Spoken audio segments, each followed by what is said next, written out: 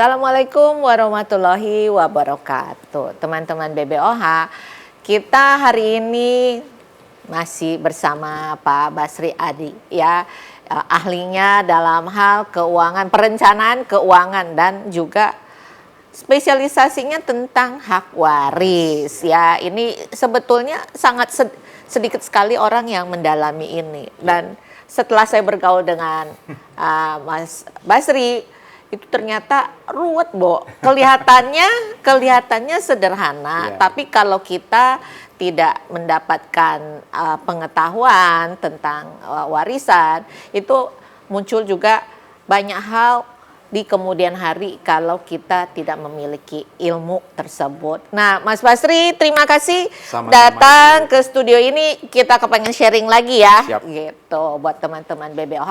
Nah, kali ini kita temanya apa nih, Mas Basri? Yang sekarang sedang banyak dibicarakan orang dan sudah mulai terbuka adalah tentang perjanjian kawin, Bu. Perjanjian kawin. Biasanya kan perjanjian kawin itu adalah pranikah ya. Iya. Biasanya jadi memisahkan harta bawaan masing-masing. Iya. Gitu. Nah, kita ini kan sebagai orang Indonesia masih, kalau saya nih pada saat kalau ngomong nih sama calon mau ada perjanjian pranikah, kayaknya agak tabu ya? Agak tabu, nggak enak gitu kan. Iya. Nah, gimana tuh? Sebetulnya harus nggak sih? Atau menurut seorang Mas Basri ini perjanjian pranikah ini perlu atau tidak? Oke. Jadi mungkin sebelum kita bicara perlu atau tidak, mungkin kita lihat definisinya dulu ya. Jadi kalau secara definisi sebenarnya perjanjian kawin itu adalah kesepakatan tertulis. Jadi memang harus tertulis antara calon suami istri atau suami istri di dalam perkawinan. Berkaitan dengan semua aspek yang terdampak karena perkawinan. Oke. Semua aspek. Jadi pada dasarnya harta itu salah satu aspek. Oh, bukan hanya harta. Bukan hanya harta. Misalnya contoh, misalnya soal nanti anak misalnya. Soal yang makanya sekarang mungkin mulai trending karena sudah ada mulai pembagian peran antara suami dengan istri. Misalnya nih ada yang menyepakati, udah suami aja yang cari kerja, istri nggak usah, tapi istri harus dicukupin minimal sekian. Itu bisa dituangkan dalam satu perjanjian. Oh gitu, jadi karena kan yang selama ini yang ada dalam pemikiran kita perjanjian pranikah adalah pisah harta aja, itu aja kan. Betul, gitu. betul. Jadi, tapi hak dan kewajiban suami istri juga bisa dituangkan di situ. Bisa dituangkan dalam situ. Tapi memang aspek paling penting di dalam perjanjian kawin tentu saja berkaitan dengan harta di dalam perkawinan. Nah, jadi ini untuk menjawab pertanyaan Bu Limi perlu atau tidak, itu sifatnya sangat personal di dalam pasangan suami istri tersebut. Sebagai contoh, misalnya ada suatu suami istri yang datang dari latar belakang ekonomi yang berbeda. Ya, nah itu yang terutama tuh. Nah, itu yang biasanya paling umum kan. Dan apalagi kalau yang si laki kaya raya. Misalnya. Iya kan? Betul. Terus kemudian perempuan dari, ya kita nonton Dracin lah. Yang laki-laki CEO gitu kan. Keluarga kaya raya, 7 turunan gak habis. Yang perempuan itu Cinderella. Iya. Gitu. Nah itu perlu. Ya, itu perlu. Bahkan yang sama-sama kaya banget itu juga harus perlu, gitu. Udah harus. Apalagi itu, ya kan? Jadi gitu. Selalu saya bercandaannya ya Bu ya. Kalau kita bicara perjanjian kawin, syaratnya satu, ada harta yang diperjanjikan. Jadi kalau tidak ada harta buat apa? gitu, repot-repot gitu. Nah, itu jadi sangat personal, tergantung dari latar belakang pasangan suami istri tersebut gitu ya. Tapi dalam perjalanan kita sejauh ini ya di Indonesia, itu tadi yang kita sebut sebagai perjanjian kawin itu kan dulu dikenalnya hanya perjanjian pranikah, prenuptial agreement. Iya taunya itu. Betul. Taunya itu. Nah, dalam perjalanan karena sudah mulai kompleksnya kehidupan kita ini ternyata di Indonesia sudah sejak tahun 2016 sebenarnya sudah mengakui adanya postnuptial agreement. Oke, jadi bukan hanya tapi juga post. Jadi udah nikah, mungkin udah nikah 10 tahun, 15 tahun, baru kepikir saya mau bikin perjanjian kawin nih. Itu dimungkinkan di Indonesia. Gitu, postnuptial agreement. Nah, kalau kan kita udah tahu, ya kan, bahwa sebelum ada perkawinan, ya kita ngomongnya harta lah ya. Pertama harta, si istri bawa harta berapa, barangnya apa aja, si suami apa aja, itu bisa atau jadi jelas. Betul. Tapi kalau post seperti apa? Oke. kita berangkat dari kasus hukum yang membuat dimungkinkannya ada post nuptial agreement ini. Bu. Jadi kejadian ini berawal dari ada seorang istri di tahun 2015 itu seorang wanita menikah dengan warga negara asing. Seorang wanita ini menikah dengan warga negara asing. Jadi karena dia menikah dengan warga negara asing, ya dia mungkin nggak tahu tentang peraturan tentang kepemilikan harta di Indonesia. Kalau dia menikah dengan warga negara asing, dia beli properti secara cash, dia beli apartemen. Dia tahu suaminya nggak bisa, maka dia yang beli. Nah, dia beli secara cash. Pada saat PPJB beres, pada saat AJB oke, tetapi setelah AJB tiba-tiba dari pihak notaris minta kepada developer untuk membatalkan transaksi tersebut. Kenapa? Karena diketahui bahwa si wanita ini menikah dengan WNA. Oke, berarti menikahnya tercatat. Tercatat. Ya kita anggap bahwa itu tercatat nikahnya. Kalau nggak tercatat sih, kan si istri masih dianggap sebagai single, iya, kan? Betul. Gitu. Jadi karena nikahnya sah dengan si WNA itu, kita terhadang di kasus itu ya terhadang kepada aturan pokok Undang-Undang Pokok Agraria kan, di mana WNA tidak boleh memiliki properti baik dari dia beli sendiri maupun harta bersama kan dalam perkawinan. Nah sehingga dari situlah si wanita ini meminta nih kepastian hukum sampai ke Mahkamah Konstitusi. Gimana dong nasib wanita-wanita yang seperti saya yang udah terlanjur menikah dengan seorang WNA tidak dengan perjanjian kawin, terus saya jadi nggak bisa punya properti dong, gitu. Padahal saya kemampuan punya, gitu. Nah perjuangan dia itu akhirnya diputuskan di tahun 2015 lewat putusan Mahkamah Konstitusi nomor 69 yang menyatakan bahwa kita dimungkinkan dalam kasus-kasus seperti itu melakukan post nuptial agreement sehingga si istri ini bisa memiliki properti gitu. Karena kan perkawinan nggak bisa diulang mundur ke belakang.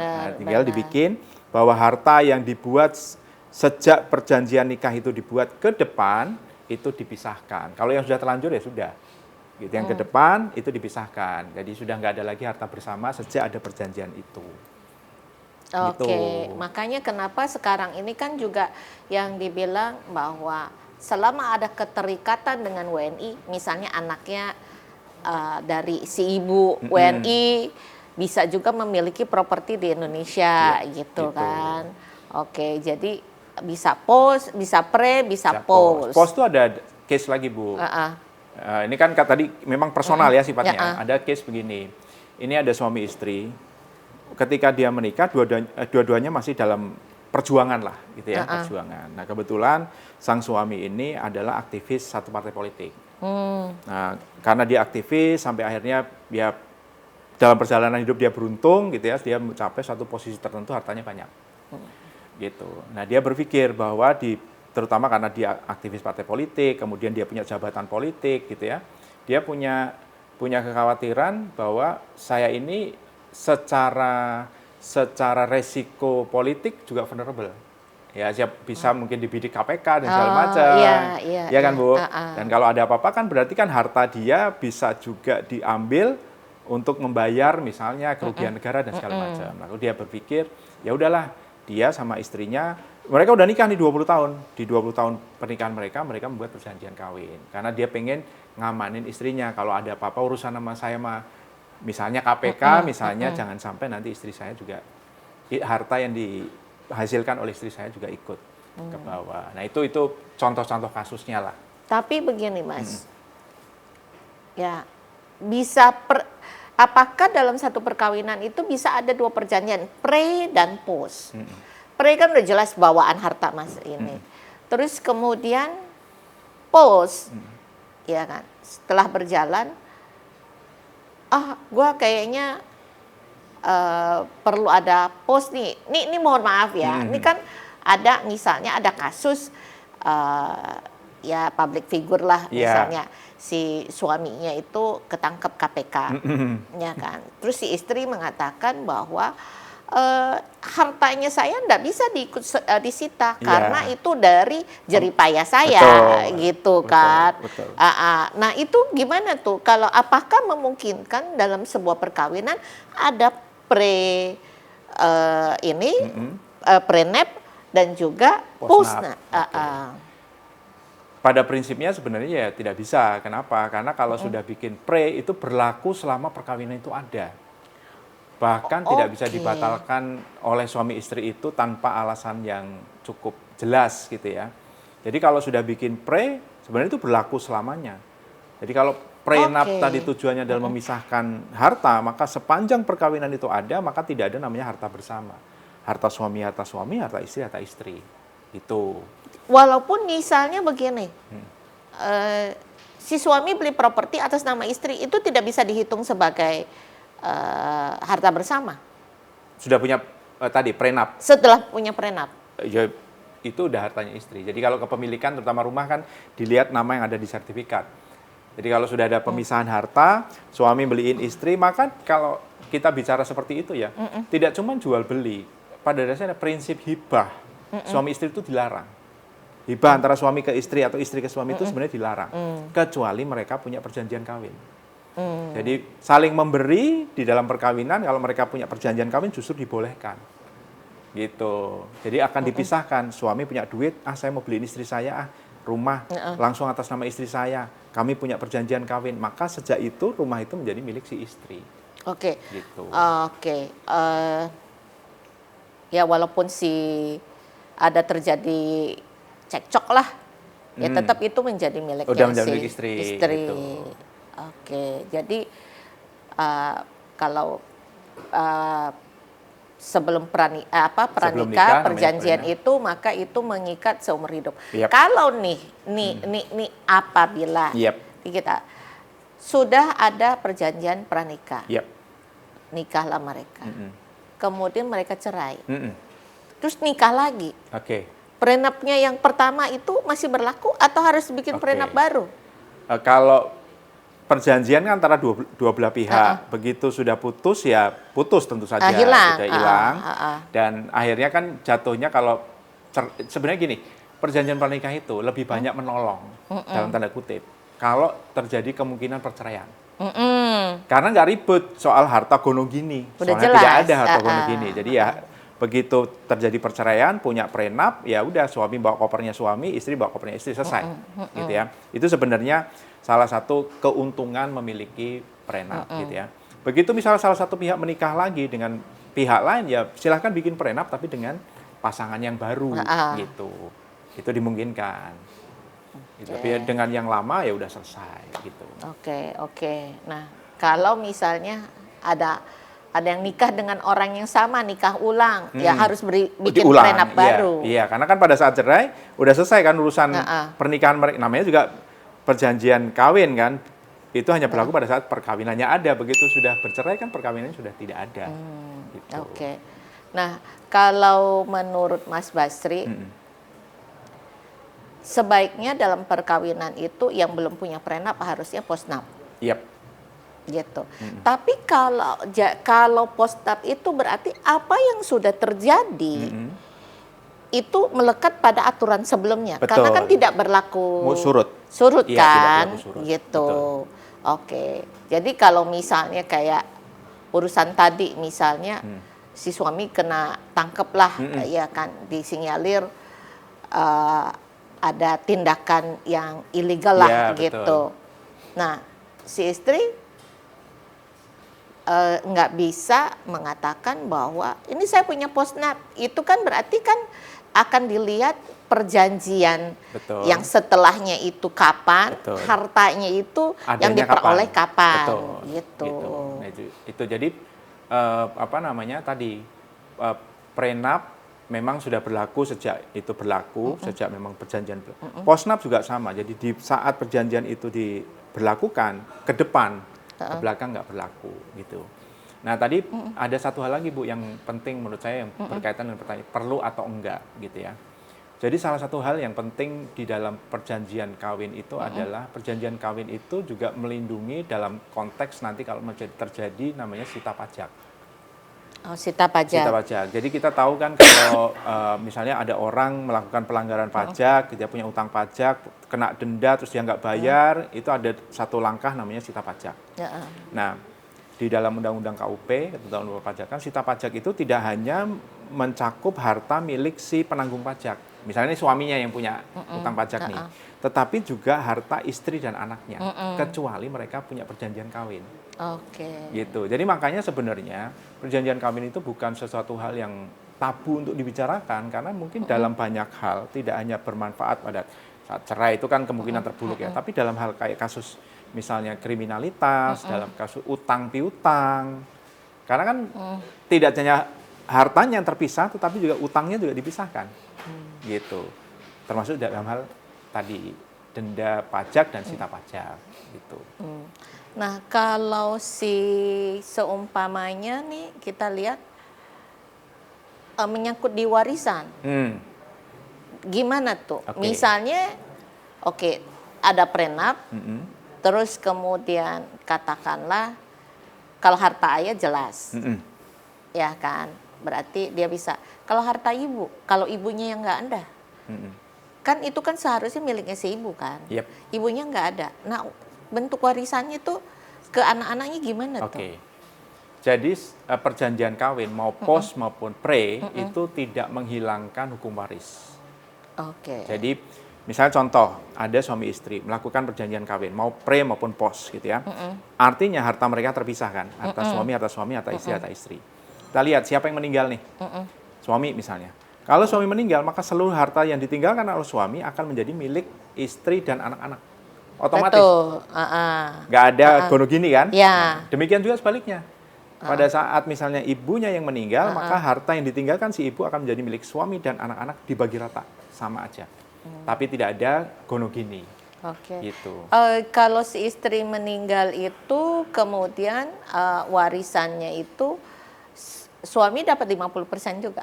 Nggak ada pembagian 50-50, nggak ada nggak begitu. ada. Jadi langsung dibagi aja, rata. Rata dengan anak-anaknya. Yap. Kalau anaknya ada 2 plus bapak 3 kan, dibagi bertiga. Betul. Oke, Gitu. oke. Jadi pada prinsipnya perjanjian kawin tidak menghilangkan hukum waris. Hukum warisnya tetap berlaku, artinya apa? Harta yang ditinggalkan oleh seseorang yang sudah meninggal menjadi harta tak bertuan. Harta tak bertuan itu adalah haknya ahli waris sah. Gitu, Bu. Nah, jadi bahwa nggak usah khawatir punya perjanjian perkawinan karena itu tidak akan menghilangkan haknya anak-anak. Betul, sebetulnya kan. Tidak akan menghilangkan anak-anak. Oke, jadi sebaiknya dibuatkan kalau menurut Mas Basri. Iya, jadi kalau zaman sekarang rasanya itu bukan lagi sesuatu yang tabu. Mungkin juga ini kita agak ke depan sedikit, mungkin ada yang tanya juga, Bu, bagaimana sih cara bikin perjanjian kawin? Kan itu mungkin juga sebagian orang masih belum tahu kan. Jadi perjanjian kawin itu harus dibuat di notaris. Di notaris. Iya, jadi nggak bisa bikin sendiri. Ya, suami betul, istri gitu betul. ya. Dibuat di notaris, kemudian setelah perjanjian itu jadi harus dibawa ke kantor catatan sipil di mana perkawinan itu didaftarkan. Nah, itu baru dinyatakan bisa berlaku. Jadi walaupun di notaris, kalau tidak didaftarkan perjanjian itu tidak berlaku. Nggak berlaku, gitu. Jadi tetap harus dicatatkan di catatan sipil. Catatan sipil. Karena itu nanti kan berkaitan dengan nanti pada saat perceraian, pada saat kematian, dampak tadi kan. Perceraian itu nggak ada gono gini, pada kematian juga tidak ada pembagian 50-50. Itu dampaknya ke sana, maka tetap harus didaftarkan ke kantor catatan sipil. Nah, pertanyaannya, kalau nikah siri ada prenup?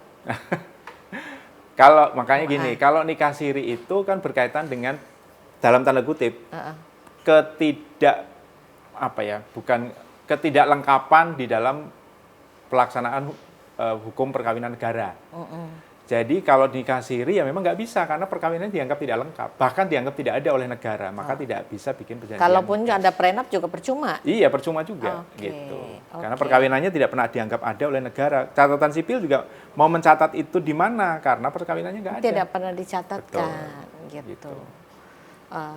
Ini semuanya kita administrasi ya sebetulnya. Betul, Bu, betul. Jadi itu yang kadang-kadang berkaitan dengan tadi waris, dengan perjanjian-perjanjian seperti ini, itu ada konteks biaya di kemudian hari, karena nanti akan ada keluar biaya untuk pengurusan-pengurusan administrasi kayak gini.